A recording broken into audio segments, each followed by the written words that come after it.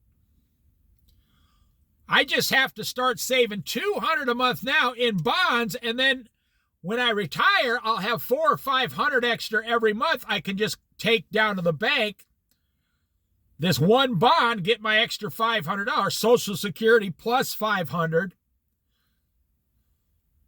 I mean, if you're only getting $1,000 a month Social Security, and then you get $500 extra dollars, it changes your whole retirement. Now, they didn't really stop with bonds, but they just went to different financial instruments.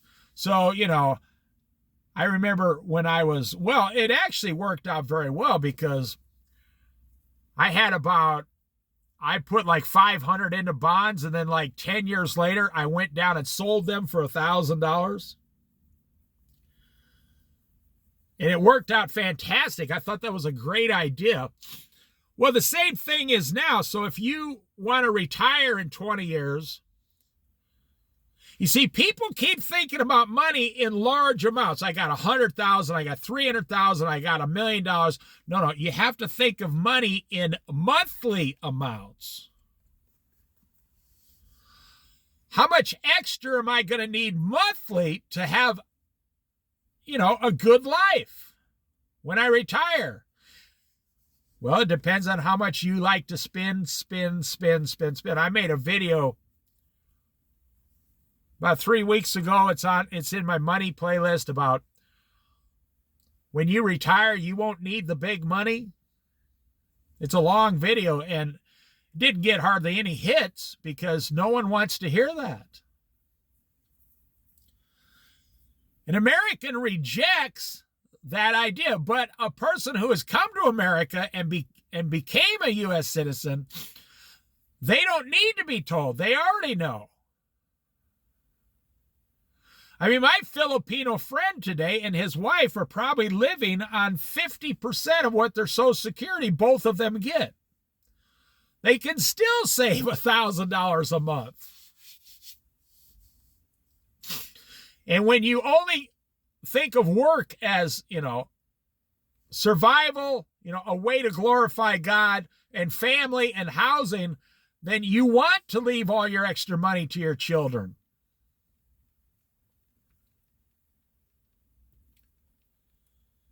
But Americans, you see, the more money you get, the more you spend and borrow. So if you got like 7% interest in a good mutual fund, and you're going to retire in 15 or 20 years, you could say, okay, I want an extra $1,000 a month when I retire. So you start putting $500 a month into a really good mutual fund. And then in 10 to 15 years, you'll be able to take out $1,000 a month from age 65 to 80. You see how it works? So if you're only getting $1,000 a month Social Security, then you could get $2,000 a month,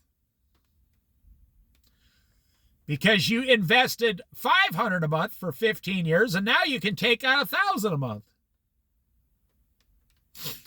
That is how. Now, I said people say baby boomers had it better. No, we didn't have these financial instruments back then.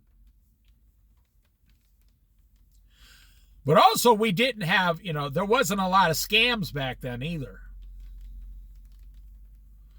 Basically, all there was your local bank would give you 3, 4, 5% interest, or you could go into the stock market, and that was about it. That's why most people, if you wanted extra money, you bought a rental income, a rental house. I knew a guy, he was only like 35 years old, a friend of mine back in Iowa.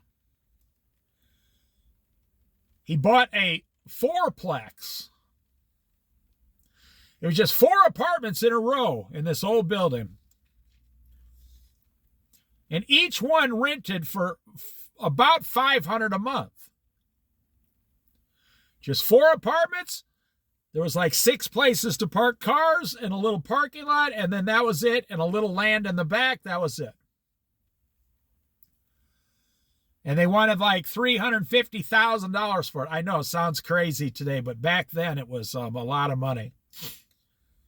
He said, should I buy this? I said, if you're going to keep it till you retire and then sell it. And he was good with maintenance, and he used to actually work for a cable company. He was good with all that kind of stuff. And part of his family, someone in his family was an electrician, someone was a plumber.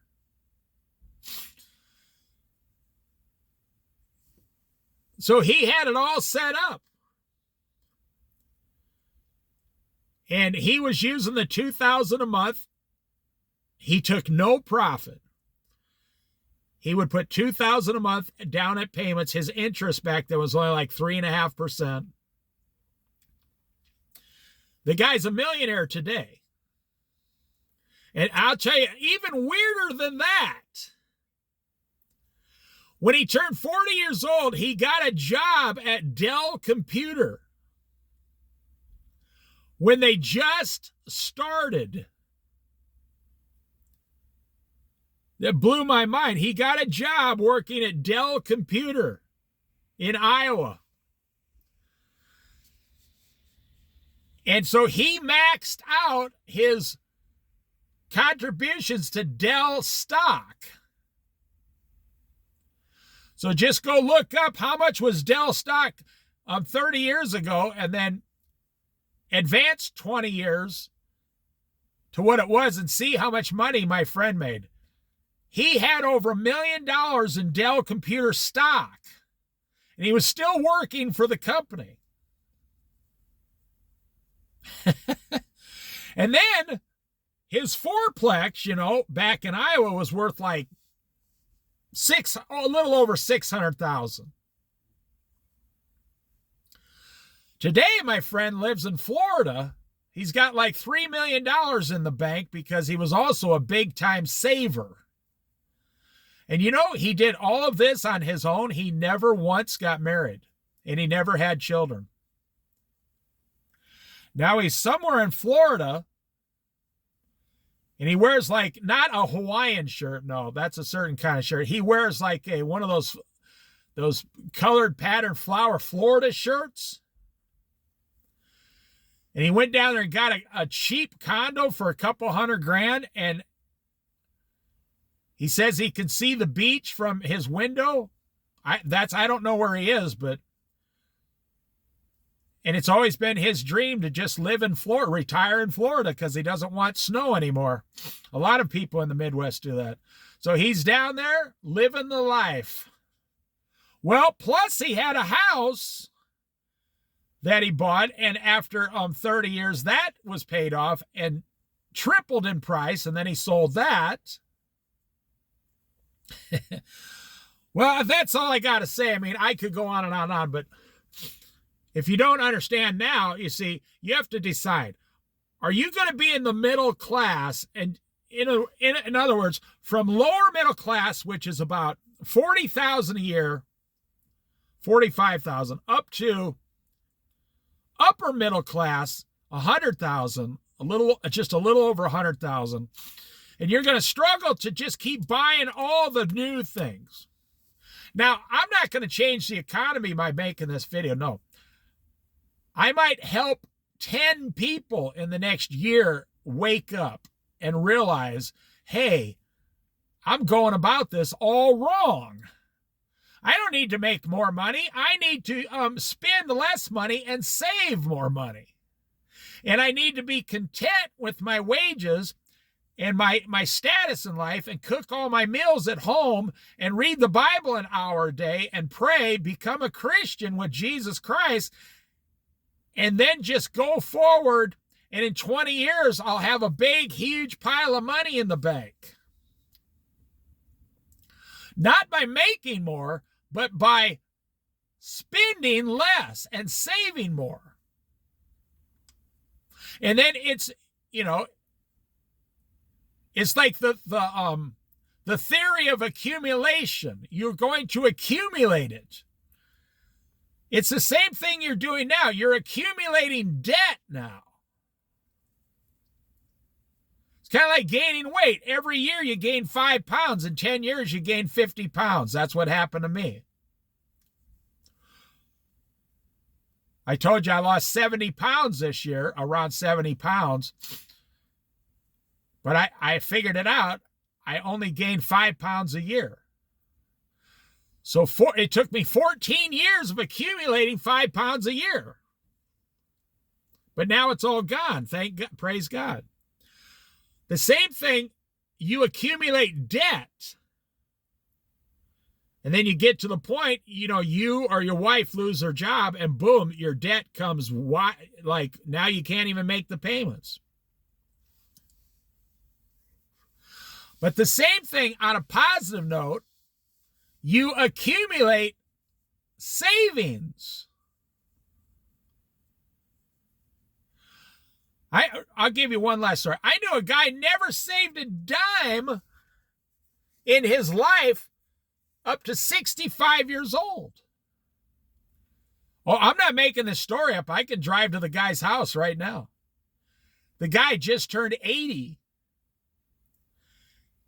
2 years ago, he was working full-time at a construction site. And he owns a house that he has a friend live in really cheap, takes care of the house. This guy will travel 2 hours away, stay 6 months, work construction, and come back a rich man. This guy started saving money at age 65. He never saved a dime before this.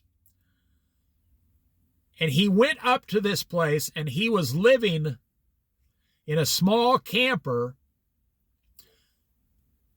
construction, and he was making about $70,000 a year in his 70s.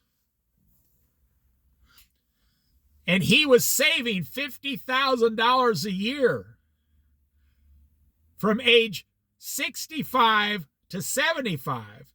Now, he didn't actually save $50,000 every year, but from a guy having no money at 65, but he had the house. His house is paid for. And now he's 80 years old. He just turned 80 years old, and he's got about $900 and some thousand if he sold his house today, plus what he saved. He'd have $900,000, and he doesn't have a wife, and doesn't have any children. It's something he just personally wanted to do. I think he's going to leave his money to these charities that he really likes. It was just a personal accomplishment. And because he kept working up until 2 years ago, he's in fantastic shape.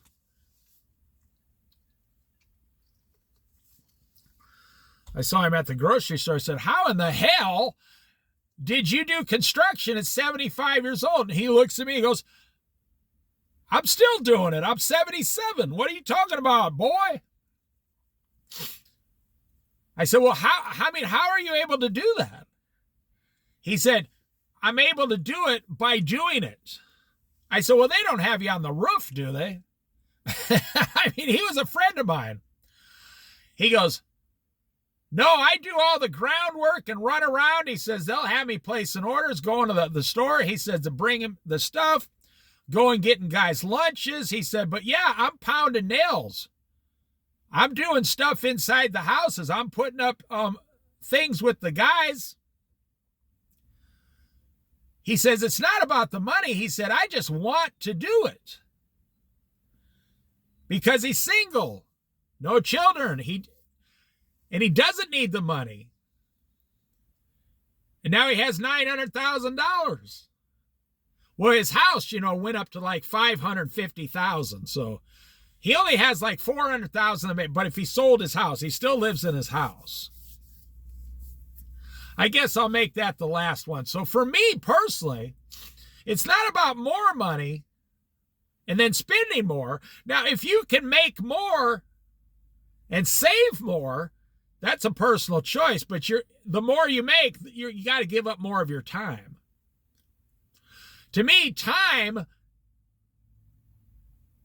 to spend in the Bible with Jesus, go fly fishing, go fishing, go down the road, Time to me is more valuable than money. I've learned that my whole life. Time is more valuable than any amount of money I'll have, because time, personal growth, having experiences that, if you're at work, you would never have. You can get to the point to where you want, money becomes your false god.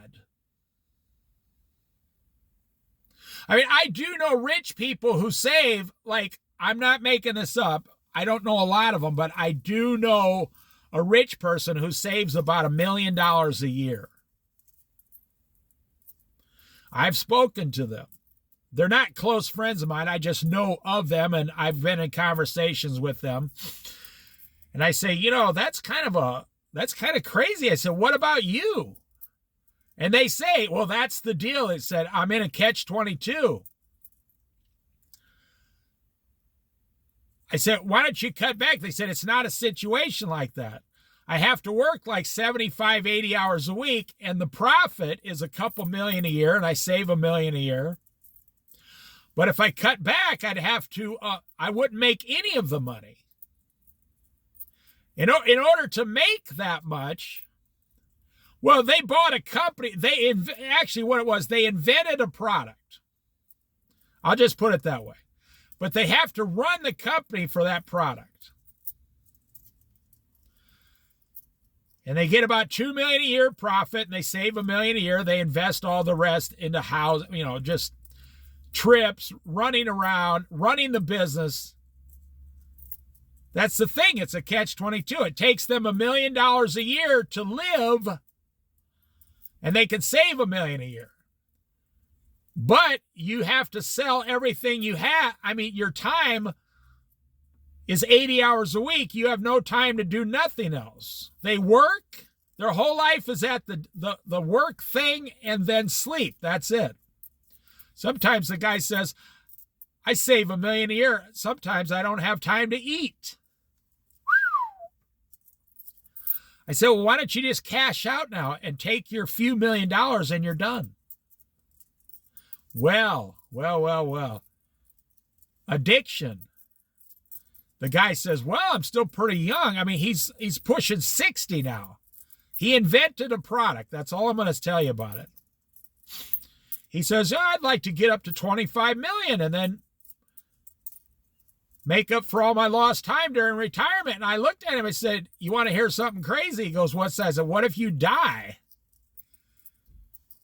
and you don't get to do any of that? He says, well, I thought about that because of the stress and the overwork. So yeah, I know a guy who saves $1 million a year. Not around here. This is somewhere else. But he's in a prison. This guy could not even drive to the mall and walk around for 2 hours if he wanted to. And he's worth like over $10 million, and he couldn't even go just take an afternoon off. He couldn't do it. He's got a lot of employees that count on him all the time. So there's, I went from one extreme to the other. It's crazy.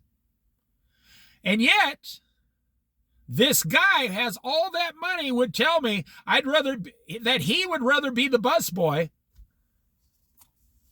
only working 40 hours a week, and just have all the time off and just extra money. Now, let me tell you this one last thing, because this is 100% true, whether you want to agree with this or not. If the time ever comes in this country where everything financially collapses, because I've studied a lot on the Great Depression, and all that money is lost in like a few days. If the stock market ever crashes, collapses completely, the 401ks are gone, all the teachers' pensions are gone, all the tax money's gone. Everything collapses.